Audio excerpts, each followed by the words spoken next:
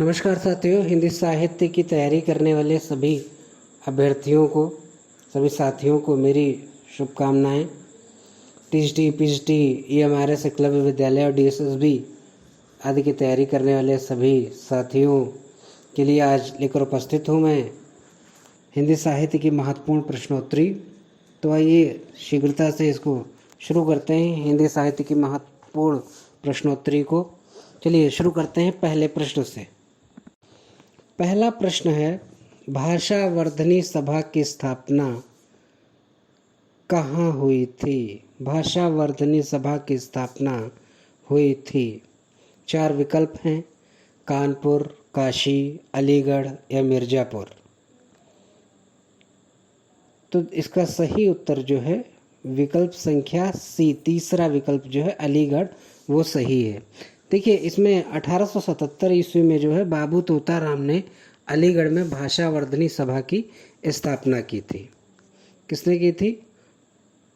बाबू तोताराम ने 1877 में अलीगढ़ में स्थापना की थी। तो इसका विकल्प तीसरा जो है अलीगढ़, ये सही होगा। फिर अगले प्रश्न की ओर रुख करते हैं। डोंबिका के गुरु कौन थे? तो डोंबिपा भी मिलता है, कहीं कहीं डोंबिका भी कहा जाता है। तो क्या विरूपा थे, सहरपा थे, जलंधरपा थे या शबरपा थे? तो इसका सही उत्तर जो है वो डोंबिका के गुरु विरूपा थे।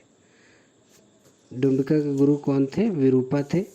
डोंबिका का जन्म कब हुआ था? 840 ईस्वी में जो है इनका जन्म माना जाता है। फिर अगला प्रश्न है, राधा कृष्णदास ने पृथ्वीराज रासो को माना, क्या माना है? प्रमाणिक माना है कि अर्ध प्रमाणिक माना है कि अप्रमाणिक माना है कि जाली ग्रंथ माना है? तो राधा कृष्णदास ने पृथ्वीराज रासो को जो है अप्रमाणिक ग्रंथ माना है।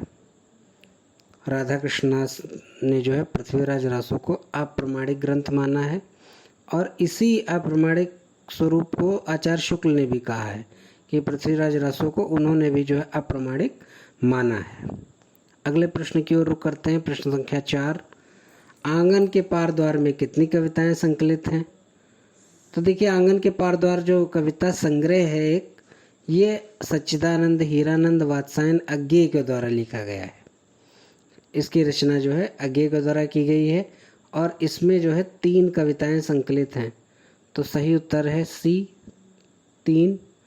और आंगन के पार द्वार में को 1964 ईस्वी में साहित्य अकादमी पुरस्कार से पुरस्कृत किया गया है। फिर अगला है यादों का पहाड़। यादों का पहाड़ किसका है? तो यादों का पहाड़ जो है ये 1966 ईस्वी में जगदीश चंद्र जी का है। 1966 ईस्वी में जगदीश चंद्र जी का है यादों का पहाड़। विकल्प संख्या बी जो है ये सही है। फिर वास्तविक छायावाद की शुरुआत किस रचना से मानी जाती है? तो वास्तविक छायावाद की रचना की शुरुआत जो है, 4 विकल्प दिए गए हैं, आंसू, कामायनी, पल्लव और सरोज स्मृति। तो इसकी शुरुआत जो है मानी जाती आंसू से। आंसू जयशंकर प्रसाद की महत्वपूर्ण रचना, 1925 ईस्वी प्रकाशन वर्ष आंसू। एक विरह काव्य भी कहा जाता है आंसू को। फिर अगला प्रश्न है, काशी में रचा गया ग्रंथ कौन सा है? काशी, बनारस या वाराणसी? यहाँ निम्न में से कौन से ग्रंथ की रचना हुई है? काव्यमीमांसा, स्वप्नवासवदत्ता, शिशुपाल वधम या नैषधि चरितम? तो देखिए, काशी में जो है नैषधि चरितम जो है वो रचा गया है। डी विकल्प सही है। 12वीं सदी में इसकी रचना श्रीहर्ष के द्वारा की गई थी, और यह एक 22 सर्गों का काव्य है। 22 सर्गों का ग्रंथ है ये नैषधि चरितम। फिर है, पंच सखा संप्रदाय की स्थापना कहाँ हुई? तो पंच सखा संप्रदाय की स्थापना क्या उड़ीसा में हुई थी, महाराष्ट्र में हुई थी, बंगाल में हुई थी, केरल में हुई थी? तो पंच सखा संप्रदाय की जो है प्रचलित कहाँ है? प्रश्न ये था, पंच सखा संप्रदाय प्रचलित कहाँ है? तो विकल्प संख्या ए, उड़ीसा में प्रचलित है। कहाँ प्रचलित है ये? उड़ीसा में। फिर मतिराम को गृहस्थी का कवि, अगला प्रश्न है मतिराम को गृहस्थी का कवि किसने कहा है? तो मतिराम को गृहस्थी का कवि मानने वाले हजारी बाबा हैं। कौन है? हजारी प्रसाद। सी विकल्प जो है सही है। फिर 10, खड़ी बोली के कबीर कौन कहे जाते हैं?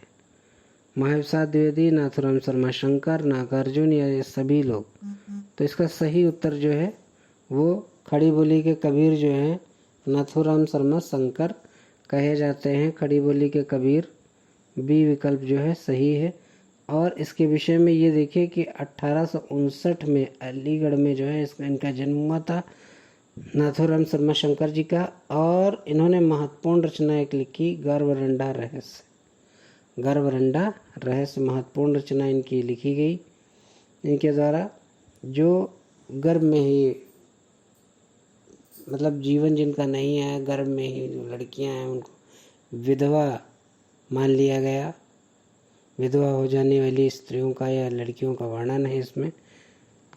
तो इस तरीके से ये ग्रंथ रहा। तो इसका जो सही उत्तर है वो नाथूराम शर्मा शंकर रहेगा इस प्रश्न का, बी विकल्प। फिर है सुंदरी तिलक का संपादन करने वाले। देखिए सुंदरी तिलक का संपादन करने वाले नाथूराम शर्मा शंकर हैं, कि विश्वनाथ प्रसाद मिश्र हैं, कि श्याम सुंदर दास हैं, कि भारत तेंदु हैं। तो देखिए सुंदरी तिलक का संपादन, सबसे पहले सुंदरी तिलक जो है घनानंद की रचनाओं का संकलन संपादन है, ये भारत तेंदु जी ने किया है। विकल्प संख्या डी जो है इसका सही उत्तर है, भारत तेंदु। फिर प्रेमोन्मत्त कवि कौन है? तो प्रेमोन्मत्त कवि हैं घनानंद की बोधा, आलम या ठाकुर? देखिए आचार्य शुक्ल ने जो है आलम को प्रेमोन्मत्त कवि कहा है। किसे कहा है? आलम को। विकल्प संख्या सी जो है सही है। फिर धन संप्रदाय की स्थापना आनंदवर्धन ने किस सदी में की? तो सही उत्तर है 9वीं सदी में इस धन संप्रदाय की स्थापना की। देव के ग्रंथों की संख्या 72 किसने मानी है? इसका सही उत्तर है बच्चन सिंह ने मानी है, शिव सिंह सेंगर ने मानी, मिश्र बंधु ने मानी है, नगेंद्र ने मानी है। तो इसका सही उत्तर जो है शिव सिंह सेंगर ने जो है इसका उत्तर जो है, तो इसका सही उत्तर जो है बी विकल्प शिव सिंह सेंगर जो है सही है। फिर अगला प्रश्न जो है समस्यापूर्त प्रकाश ग्रंथ किसने लिखा?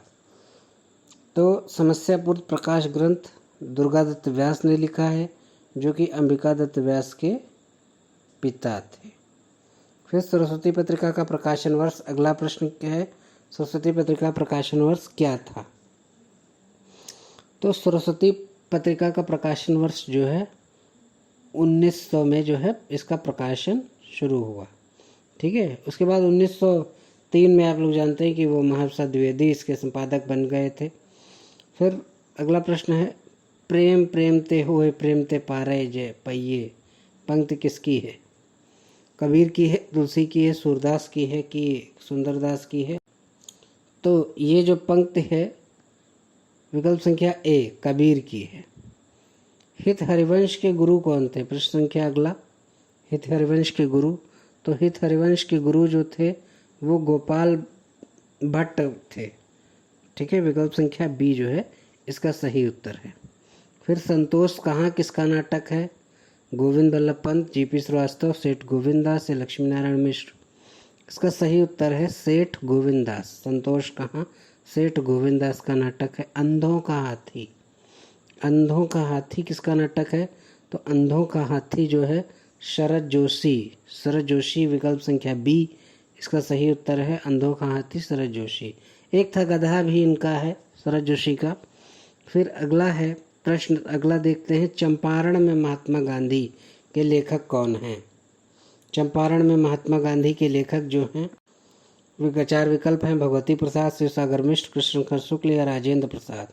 तो इसका सही उत्तर जो है वो है राजेंद्र प्रसाद। राजेंद्र प्रसाद ने ही लिखा था चंपारण में महात्मा गांधी। तो ये कुल 21 प्रश्न थे, महत्वपूर्ण प्रश्नोत्तरी थी ये, आने वाली परीक्षाओं की दृष्टिकोण से बहुत महत्वपूर्ण प्रश्न। वीडियो कैसा लगा कमेंट बॉक्स में ज़रूर बताइए। चैनल पर अगर नए हैं, आपने वीडियो देखा तो चैनल को अच्छा लगा तो चैनल को सब्सक्राइब करिए, लाइक करिए और शेयर कीजिए। मिलते हैं अगली वीडियो में कुछ नई चीज़ों के साथ, हिंदी साहित्य की कुछ नई विधाओं के साथ, कुछ नए प्रश्नों के साथ। तब तक के लिए जय हिंद, वंदे मातरम।